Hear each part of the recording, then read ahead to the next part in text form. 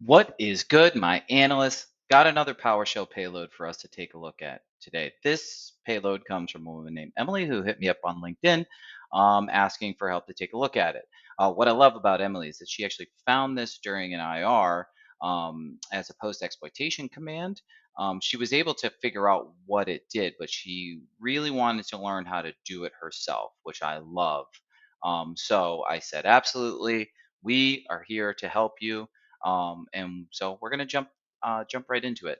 The payload that we see right now is not that unsimilar to ones that we've looked at before. I think in one of the episodes we saw that this was like a second stage obfuscation where it was just a blob of base64, decoded it, and then we came to here. And in this case, it's using the native PowerShell compression. So if we try to throw this into CyberChef, it's just going to give us more gobbledygook. So it's better to just do this natively in PowerShell. Though a little bit piece that I'm guessing had tripped up Emily was that the way it was architected before coming out of whatever the common why can't I talk? Obfuscation tool. And I'm not going to edit that out because one take Johnny, that's what they call me. I do this live, mistakes and all. The was read into a variable. So the new object was created, say new object stream reader equals X or whatever, and then new object, deflate stream, and then they read that together as one expression and then pass that off to invoke expression to run. In this case, they're basically having invoke expression evaluate all that things as one expression as an object and running it. So it's a little bit different architecture that I could see how that would trip someone up if they're not used to looking at this. But I'll show you how we can handle this very, very easily. It's not that hard.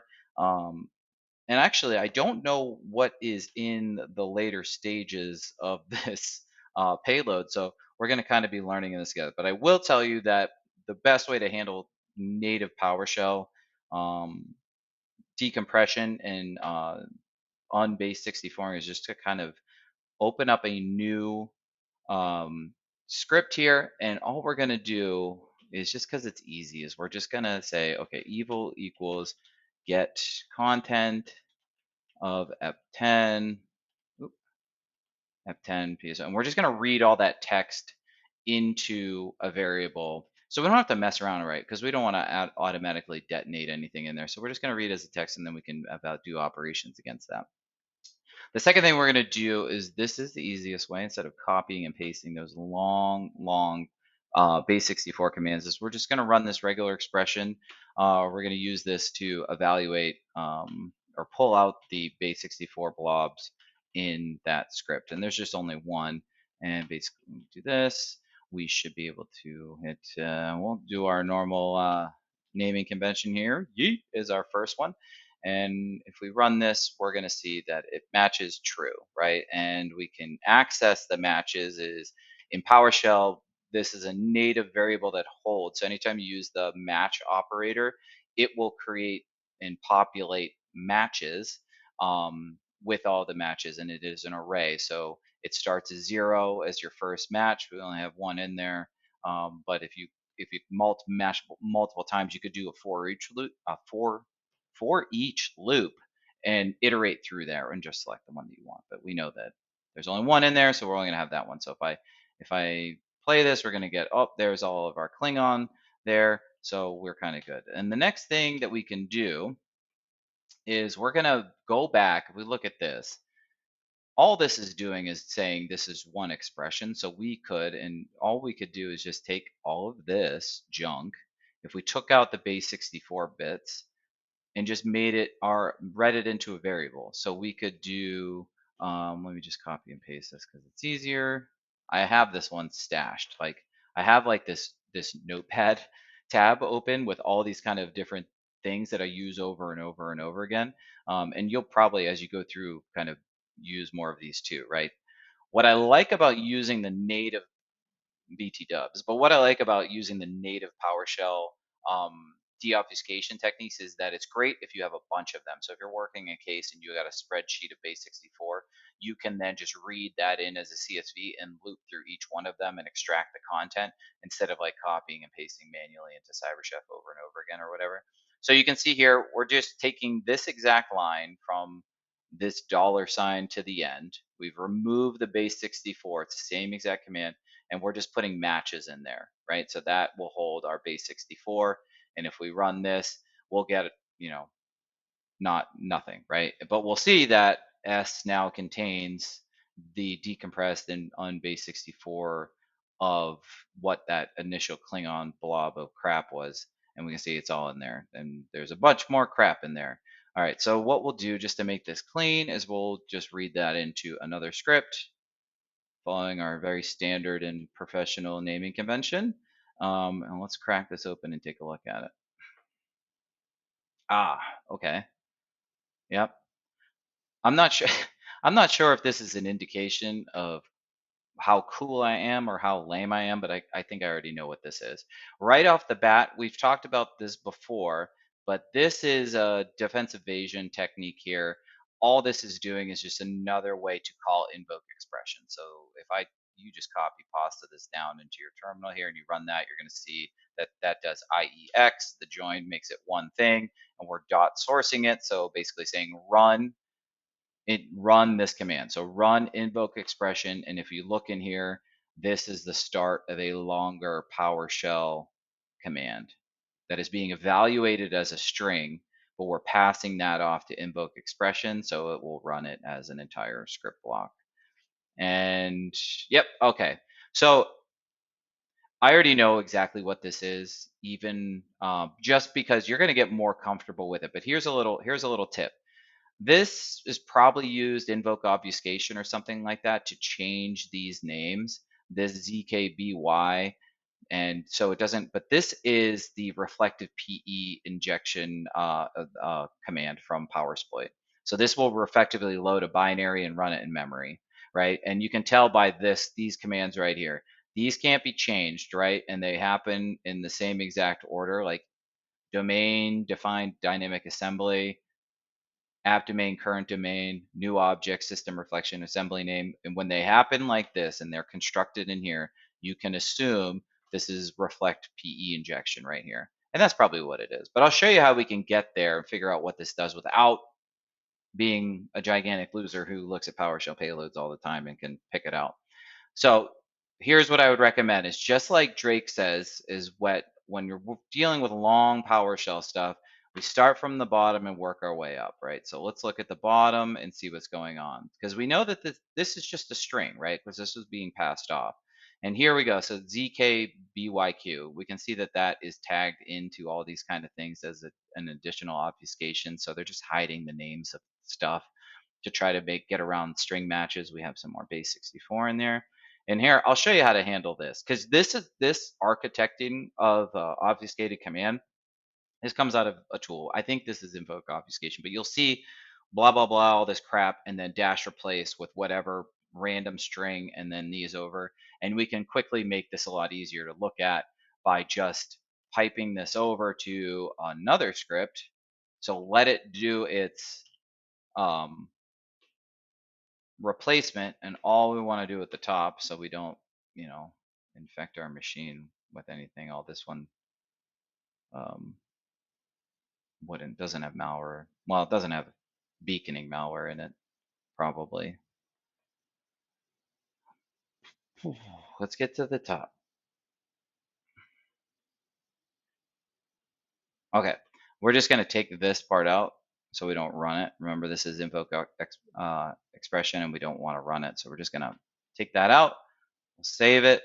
And at the bottom, all we're doing is letting it run that replace command and then sending that to a new script called yeet3. So save, run, and we should see in our folder now we have yeet3. All right, so let's crack this open, take a look at it. And now we can see, oh, this is a properly formatted PowerShell script, right? And it's probably pretty long because we can see, look, all it did is switch out some of that ZKBYK or whatever that thing is, try to bypass some string matching. You can see that this is just straight up reflective PE injection. You copy and paste that into Google, and you'll see the GitHub repo pop up. But we start with a function, right? Now with PowerShell, functions aren't automatically run. They don't run from the top down. So if you have a function at top, it has to be called first. So again, we drake this and we go to the bottom and figure out what it's actually calling. And I think this machine has like no memory left because I beat the crap out of it all the time. And so we can say, okay, so it is calling that function at the top, ksdjs. Okay, so it is calling this. It's going to jump into here. Come on, old girl. It's going to jump into function ksdjs, and we can scroll down. This is pretty common right here. This makes things very, very easy. We can see that this is a variable, remember? So this is the designation in PowerShell that we have a variable, $, and then whatever string. And we can see that within here is a whole other PowerShell script. And this is the reflected PE loader. But because it is a variable, it won't do anything until it's called. So we can hit this little collapse button here and make things very easy. So, oh, that got rid of like a billion lines, right? And we can just see that, oh, we get down to function main. Okay, and I know exactly what binary. So we can see that, I'll show you how to get around this, but look right here, this is a clear indicator that this has mimikatz. This is just loading mimikatz, and this is probably the binary data for that binary. But I'll show you how we can go through that. So we know that main is at the bottom of this, right? So it's calling main at the bottom of this function. So main runs, we can come back up to main and say, okay, it's going to do this. This is just setting stuff up. It's not actually running anything. If statements, setting our command line parameters for our binary, setting more variables. Here's our binary data. And then it says, okay, if the computer name is null or computer name matches, well, whatever, then run these different things. And you can remember that this variable here is that long thing that we collapsed at the top, which is the reflected PE loader. So it's saying, whatever condition you have, run this function and use one of the respective binary pieces right here as the arguments, right? So I'll show you how to figure out what this binary is after you kind of do that. So hopefully that makes sense. Start at the bottom, find out, and then you can use some keywords to move your way across. And I'll show you how we figure out the next thing here, which is like, well, how do you know what this binary is? So first things first, let's comment out that function so that it doesn't actually detonate anything. And let's just set this variable again, which is just copying the binary. This is the executable in binary format. Now you have to move this down outside of the function because we're not calling that function anymore, and it won't automatically process that to create this variable. So we just do that, just copy and paste, and all that is string data, so it's not going to hurt anything. And the next thing we're going to do is, we did this before, so I'm going to copy and paste what we did. I think this was in the Gootkit loader episode, but I showed you how to write out a string of binary information or binary array into an executable, so I'll just copy and paste this over.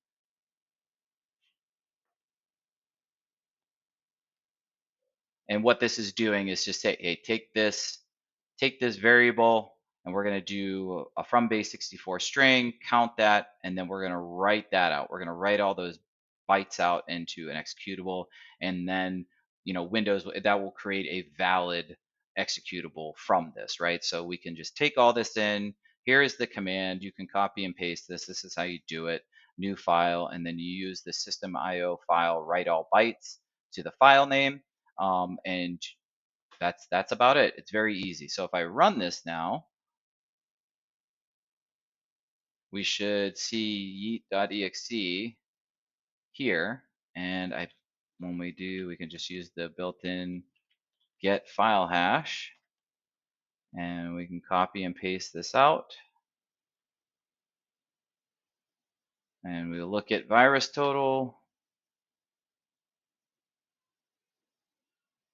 look this up,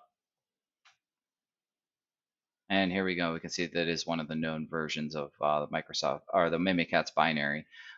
So that's how you do that. That's how you handle those payloads. 1, 2, and 3, I'll put the details of what I actually did, but taking this iterative approach and and I get it, like sometimes they trip us up with like little changes when we get into a process, but there is a very logical way to go about this, and we can, read those into, well, this is a good thing. I'll put this in there. This is a good command to have in your back pocket anytime we're using native PowerShell compression.